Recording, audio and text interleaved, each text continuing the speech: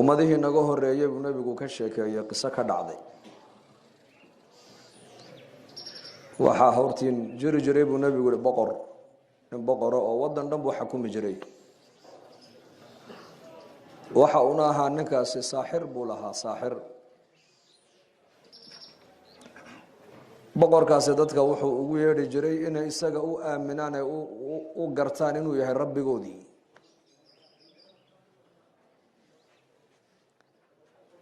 waxa dhacday marka duqi saaxirka ahaa ee cilmi sixirka u qaabilsanaa ayaa ka gaboobo daadiisii baa weynaatay marka boqorkiiba saaxirkiiba yaa yidhi boqorow cilmigan cid aan baro u yeedh buu ka yidhi cilmi sixir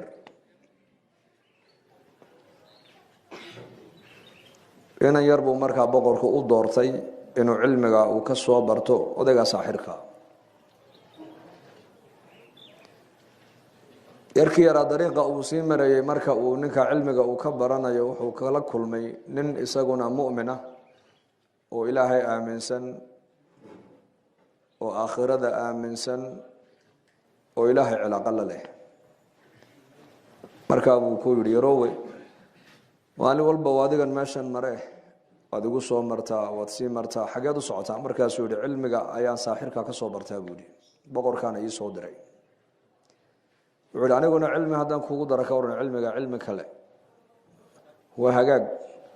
laakiin waqti de anu ma haya buu yidhi waqtiga waxaan ugu talagalay inaan saaxirka cilmiga ka soo barto wuxuu yidhi saaxirka intaad haddaad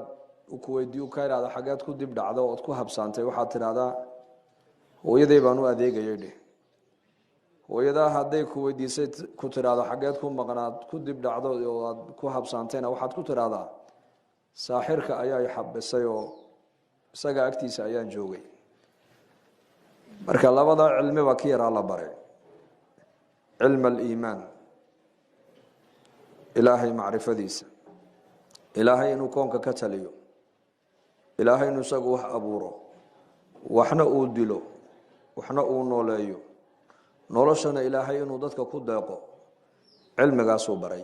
saaxirkuna wuxuu baray cilmi sixir cilmi sixirka markaa saaxirku uu barayo dadka wuxuu ku xidhayaa saaxirku boqorkaasa rabbi niya isaga caabuda qofkii boqorka caabudi waayo cibaadadiisa ka weecdana xanuun baa lagu ridayaa oo sixir iyo waxaa loo adeegsanaya balaayo iyo jin dadkoo dhan ba way cabsoonayaan oo boqorkaa bay ku wada xidhan yihiin oo loo aaminsan yahay inuu yahay isagu rabbi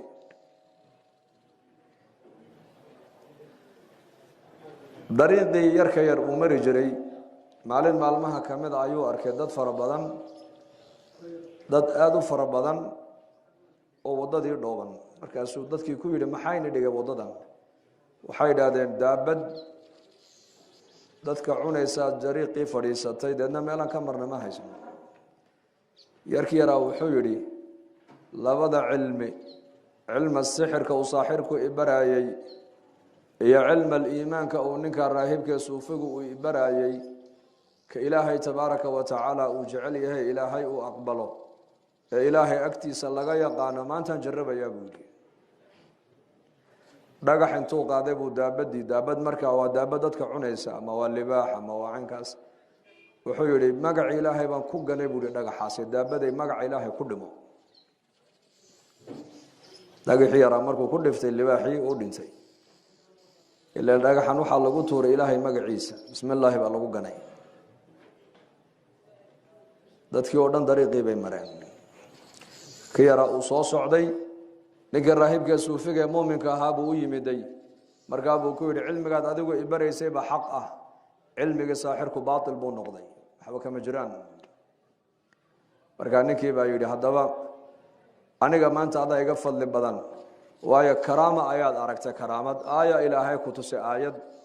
oo gargaarka ilaahay baad ishaada ku aragtee laakiin waa lagu imtixaami doonaaye anigana ha isoo sheegin adiguna adkaysa buu ku yidhi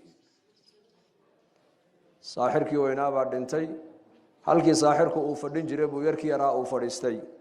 laakiin dadka sixirka u adeegsan maaye kursigu waa kursigii saaxirka weeyaan uu fadhiisan jiray laakiin shaksiga fadhiistay waa shaksi muumin oo ilaahay aaminsan mu'min billaah deedna markaasuu jaliisulmalik nin oday ahaayo raggii boqorka ag fadhiisan jiray nin ka mid a ayaa indhabeelo araggiiba ka tegey deedna markaa boqorkiiba ku yidhi yarkii yaraa saaxirkiiba ku soo daweynaye orodoo maaragtaane boqorka ikaa soo diray ku dheh qaraabadiisiibaa ninka intay gacanta qabteen bay yarkii u geeyeen markii loo soo geliyey buu yidhi boqorka ikaa soo diree araggiibaa iga tegey aragga ii soo celi markaa yarkiibaa ku yidhi anuu aragga ma qaado mana soo celiyo buu ka yidhi aragga anuu ma qaado mana soo celiyo oo aragga ayaa qaado ayaana soo celin karaa kaasi waa allah buu yidhi allah markaasuu yaabay ninkii rabbiga unba aragga bini aadanka siiya soona celin karaa markaasuu yidhi dee rabbigu waaba ka ikaa soo dire oo boqorkanay u haystaan iyaku markaa inuu yahay rabbi deedna markaasuu ku yidhi shardi buu ku xidhay marka anuu ilaahay baan kuu baryi inuu ilaahay aragga kuu soo celiyo laakiin adiga waxaan kaa rabaa keliya inaad ilaahay adaamintid adiguna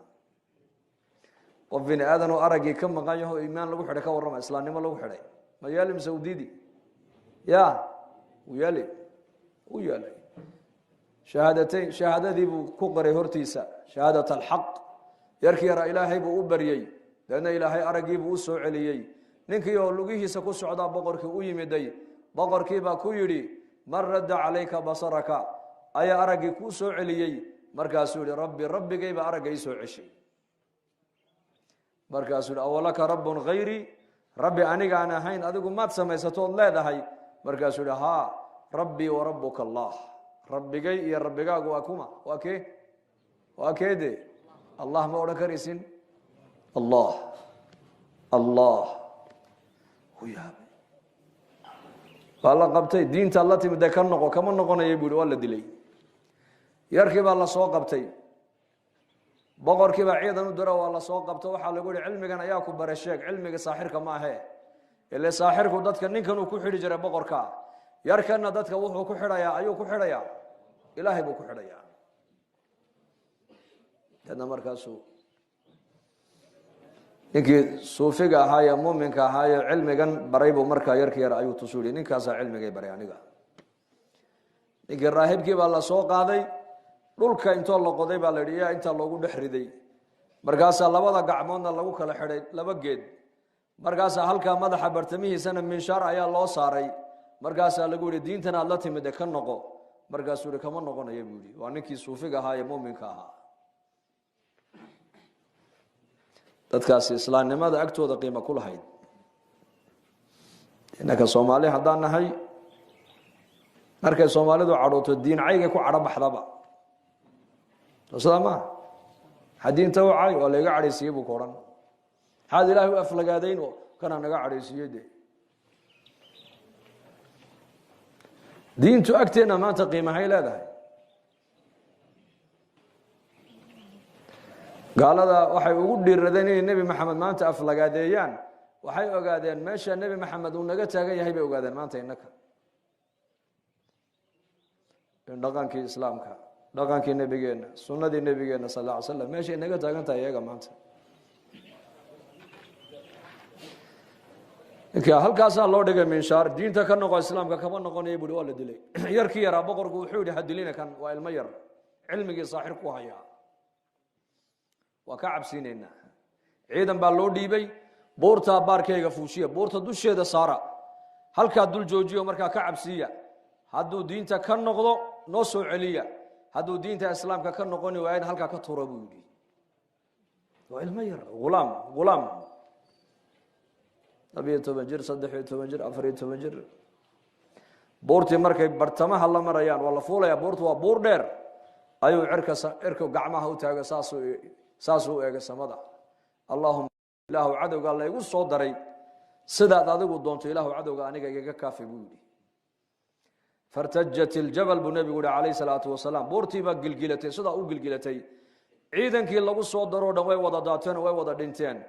ilaahay yarkii yaraana isaga uu joojiyo halkiisii buu ku hayay markay ciidankii loo soo dhiibay ay wada dhinteen ee buurtii ka soo shalwadeen ayaa yarkii yaraa isagoo cagihiisa ku lugaynaya ayuu qasriga boqorka soo galay dadna boqorkii baa ku yiri aaw ciidankan ku dhiibeen kugu daray markaasuu yiri kafaanihimullah ilaahay baa sharkooga iga kaafiyay buu kuwaas almayr ducadiisa ilaahay aqbalo buurtii dhaneed gilgilatay innaka ducadeena ka warama maanta keeneba maanta hadduu u bareero ilaahay intuu baryo yaqiinsan ducadeen laga aqbalayo غلام inan yar boqorkii baa yaabay ciidan kale haddana u dhiibay qabta dooni saara badweynta geeya badda markuu badweynta gudaha uu joogo laga yaabaa inuu cabsado diinta ka noqdee ka noqo dhahado hadduu diinta ka noqdo ii soo celiya hadduu diinta ka noqoni waa in halkaa ku tuura buu yidhi bartamaha markay marayaan buu yidhi ilaahow cadowgaa la ii soo dhiibay sidaad adigu aad doonto cadowga ilaahow igaga qabo buu ka yidhi badii baa kacday dhammaantood badii bay wada galeen oo way wada dhinteen isaga keligii baa ilaahay ku reebay doontii dhexdeeda xeebtii buu yimiday isagoo lugaynayo qasriga boqorka soo galay boqorkii baa yidhi aaw ciidankan kuu dhiibnay kugu daray markaa buu ilaahay baa iga kaafiyey buu yidhi yaa ka kaafiyey allah tabaaraka wa tacaala sidaa inaka dhallinyaradenu ilaahay may ugu xidhan yihiin maanta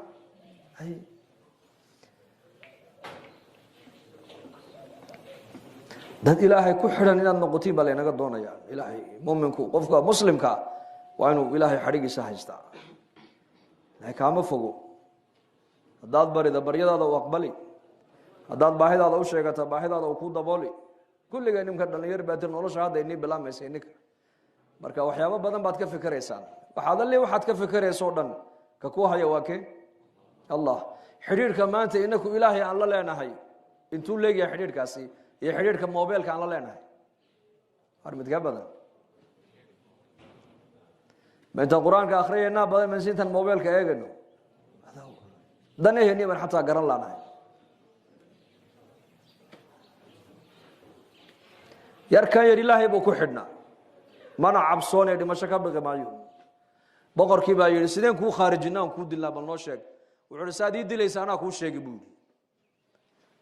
dadka magaalada joogo dhan iskugu wada yeedh aday ku maqlayaan inay maqli maayaane halkaa soo jooji anigana geedka igu hoos xidh leebkayga qaansadayda iga soo saar deedna igu qiyaas markaad igu ganaysid waxaad ii tidhaahdaa keliya bismi illaahi rabbi lghulaam idha buu ka yidhi sidaa aan kuu sheegay haddaad samaysid unbaad aniga idili wa ilaa ima dili karaysid buu ka yidhi boqorka maxaa ugu daran inuu yarkaa ka dhintuu doonaya waayo dadka oo dhan baa boqorka ku xidhan yarkana wuxuu rabaa dadka inuu ilaahay ku xidho dadka wadanka ku nool oo dhan baa boqorka ku xidhan oo rabbi bay ka aaminsan yihiin inuu rabbi yahay bay u haystaan iyaku waana laga dhaadhiciyey qofkii isaga boqorka amarkiisa diidana saaxirku ku sallidi jiray saaxirkaa markaa qofka balaayo xanuun ku soo kicin jiray oo saaxirkuna jinki iyo balaayadu la shaqayn jiray yar kan yarna waxa uu doonayaa maadaama dadkani dadkiisii ay yihiin dalkani dalkiisii uu yahay wuxuu rabaa dadkaasi inuu ka gooyo makhluuqa ay ku xidhan yihiin wuxuu rabaa dadka inuu ku xidho ilaahay inuu ku xidho rabbi samaawaati waalard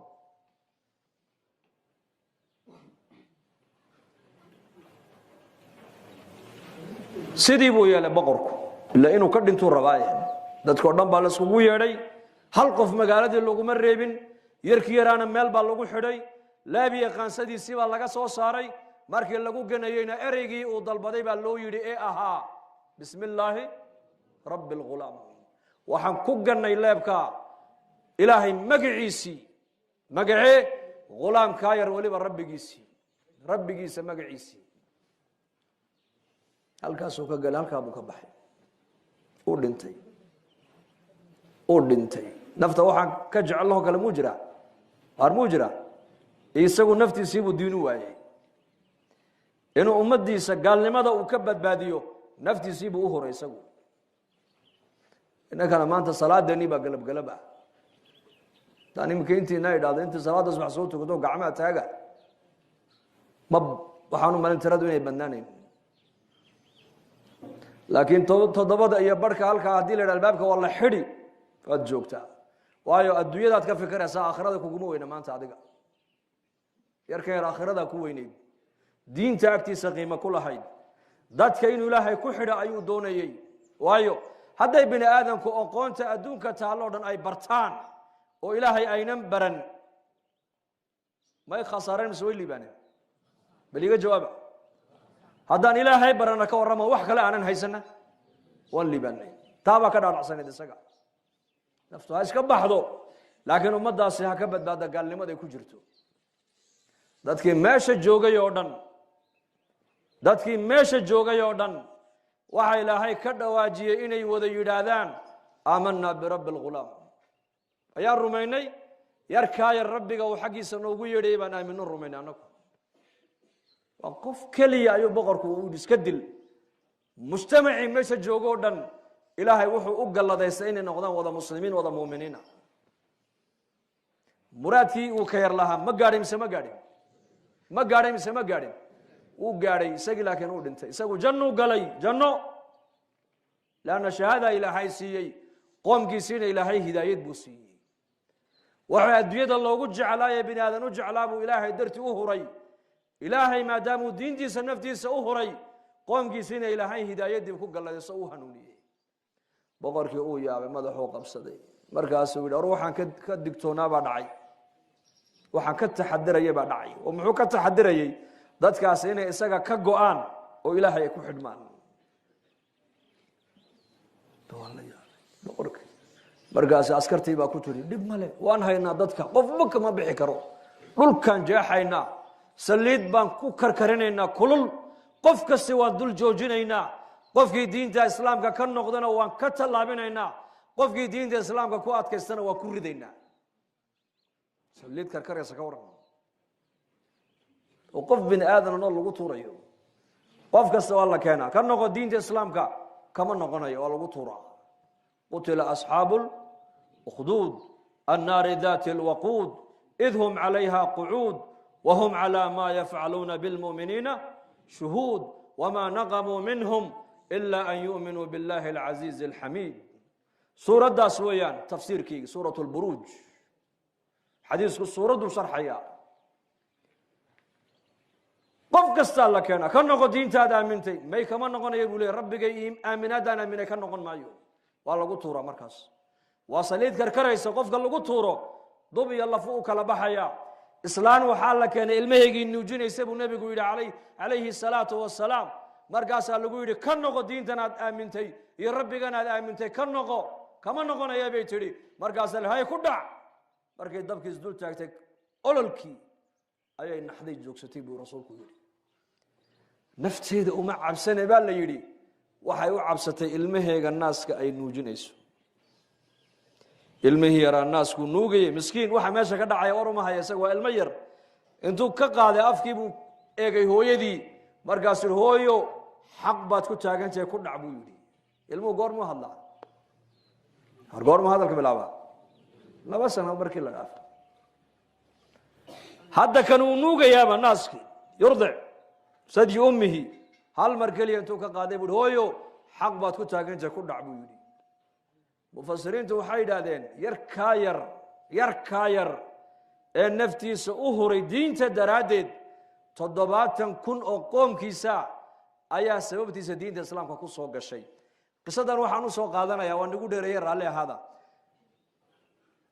muslimku inuu wax bedelaa la doonaya mise in la bedelo mujtamaca maanta islaamka meel kasta adduunyada ay joogaan ma waxbaan bedelnoon caalamka ku soo kordhinay oo dhaqanka islaamkan adduunka ku fidino inakaa dadka bedelay mise inakaa layna bedelay horeyaa la bedelay bal sheeg dhallinyaradeena magaalada hargeysa ka soo qaada hargeysa jabuuti isku mid baan nahay dad cadcad oo gaala aynuuma iman haddana dhallinyaradeenii daawashada ay shaashadan ay ka daawanayaan dhaqanka gaalada miyaan ku saamownay mise dhaqankeennii bay gaaladu intay daawadeen ina ka bedelay bal iga jawaaba mid baa yidhi baryahan sheekh waxaad wacdiga ku dartaan dhallinyaradii dhaforaday xiirteene kala hadla waxaa yidhi kuwa magaalada anu lamaba yaaba baan ku yidhi waayo geeljiro waxaan arkay dhafoorka xiiran maanta maxaa kala yaaba ka magaalada jooga markaa geeljiri baa dhafoorka xiiran bay marka walaalayaal wiilashayda la daatihiina waxaan ilaahay muslimku waa inuu wax bedelo weeyaan in la bedelo maaha waxbarashadana ku dadaala waan u baahanahay in wax la barto inuu qofka muslimku dhakhtar noqdo inuu injineer noqdo inuu professor noqdo inuu mutacallim noqdo waan u baahanahay laakiin waxaasoo dhan waxa asaas u ah waa inuu qofku ilaahaysa ka cabsado ilaahay ku xidhnaado haddaad ilaahay ka cabsoonaynin ood iimaan iyo alla ka cabsi lahayn oo ilaahay ku abuuray aanad garanaynin dibloomkan iyo digriigan iyo shahaadadan aad qaadanaysid waxba ku kordhini mayso ogow waa warqad un waxa dadka kugu daraya waa akhlaaqdaada waxa dad kaa dhigaya waa akhlaaqdaada waxa qof wanaagsan kaa dhigaya waa akhlaaqdaada akhlaaqdaasina waa akhlaaqdii diinteena islaamka ay noola timid weeyaan insha allah dhahada soo diyaar ma nihin insha allah allah inagu anfaco